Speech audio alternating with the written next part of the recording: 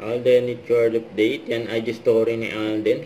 May lakad siya ngayon. Nakasakay pa nga siya ng Mercedes. Yun, no? Saka ito, sa post ni Daddy Bay. I'm very proud si Daddy Bay, si Alden, saka si Risa.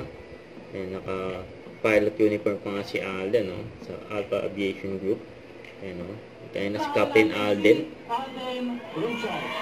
Saka ito sa post ng AR Foundation Inc.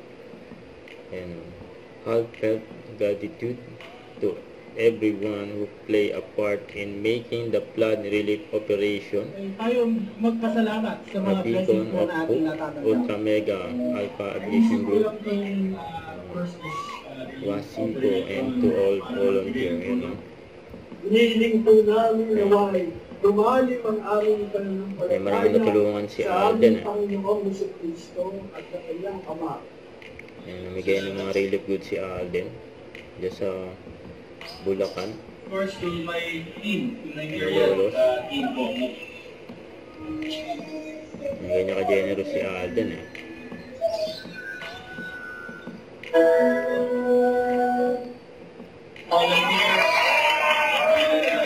The sponsors that we have today, maraming salamat po. Know po that we're just around the corner if you guys need help. Sana po kahit pa paano nakatulong po kami. AR Foundation. May mga sponsor. Very proud.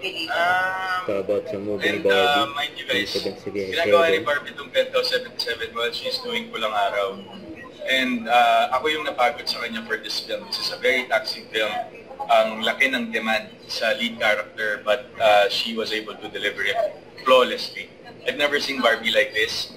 And parang this film says a lot about her acting skills and range. So, congratulations, nakaka-proud ka, Barbs. Tumatakbo ka pa niyan on the side. I'd like to commend, of course, the whole team for it because it's a very smart film.